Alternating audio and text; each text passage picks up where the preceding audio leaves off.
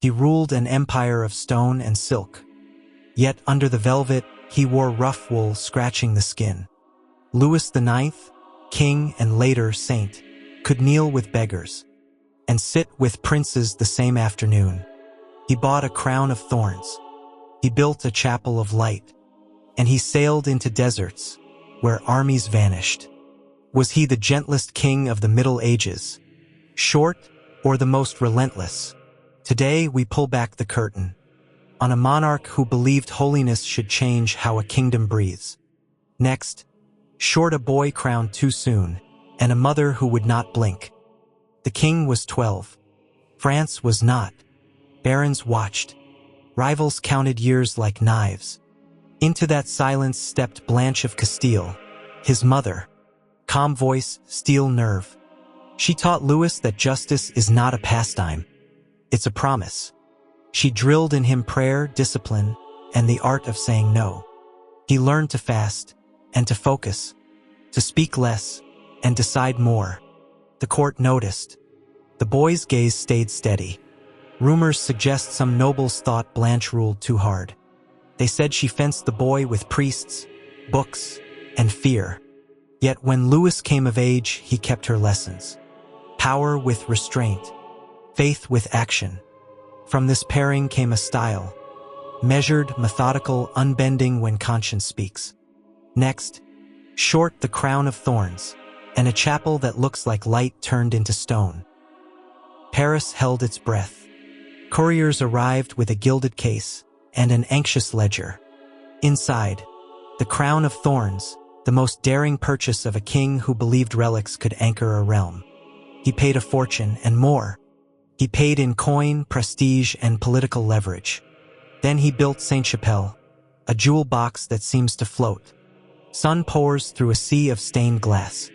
The walls retreat. Color becomes a sermon. Reports claim some contemporaries questioned the flood of relics crossing Europe. Was every fragment real? Even then, skeptics murmured. Yet the point was never just the thorn. It was the message. France would be a new Jerusalem, the sacred at the kingdom's heart. Louis made piety public policy. Next, how a saintly king sharpened the tools of government. Kings talk of justice. Louis built it. He strengthened the Parliament of Paris, so appeals had somewhere firm to land. He sent enquêteurs riding out to hear complaints. Abusive officials faced questions that bit. Private war? He cut it down with the Quarantaine Leroy, 40 days to cool the blood before swords came out.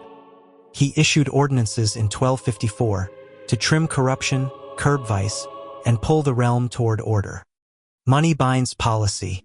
He stabilized coinage, think of the gros tournois ringing on market tables, and favored predictable rules over quick grabs.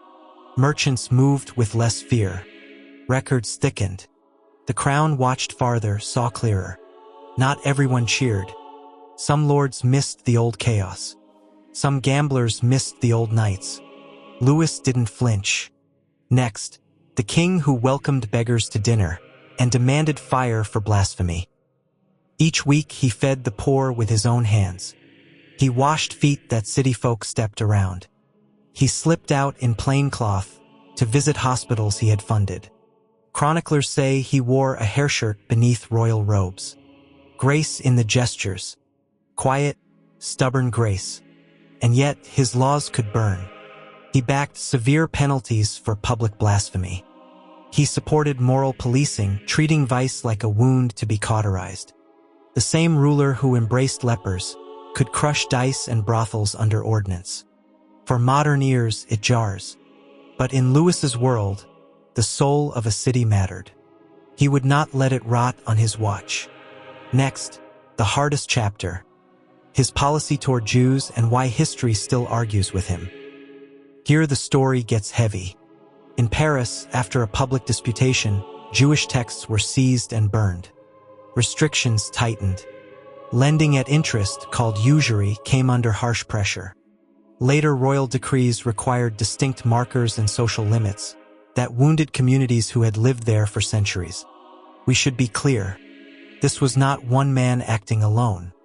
These policies had roots in broader medieval church legislation, but Louis enforced them with zeal. To people today, these acts read as cruelty stitched into law. Defenders in his age argued he was protecting souls, as he understood truth. Critics then and now say he crossed the line, from piety to persecution.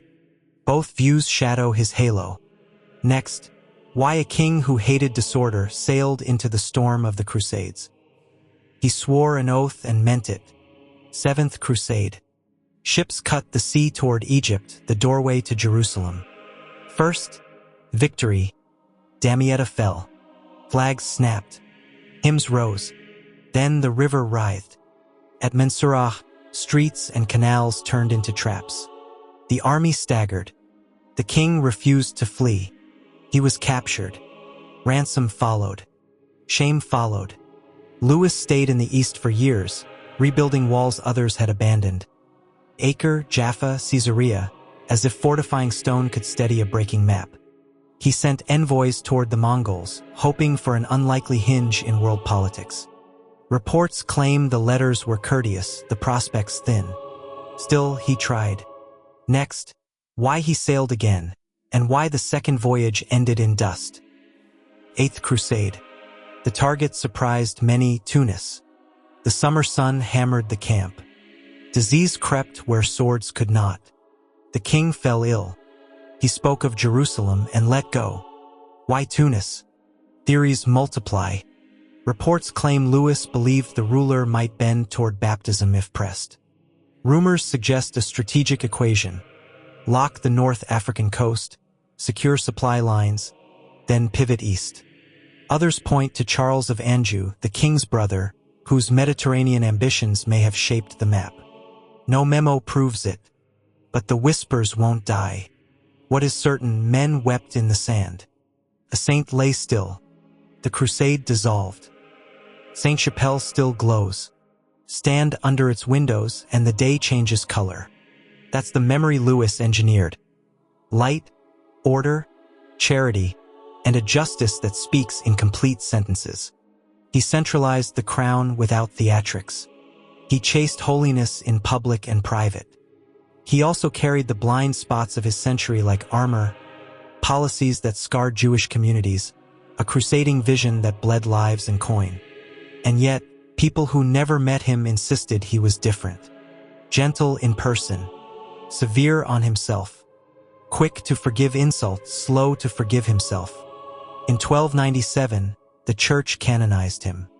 Not for winning, for how he believed, ruled, and repented. Next, one last look, the paradox that keeps historians arguing and saints praying. Louis IX is a paradox with a pulse. He could cradle a beggar's foot and sign a law that crushes a neighborhood. He could buy a relic that lifts a city's eyes and lead an army into catastrophe.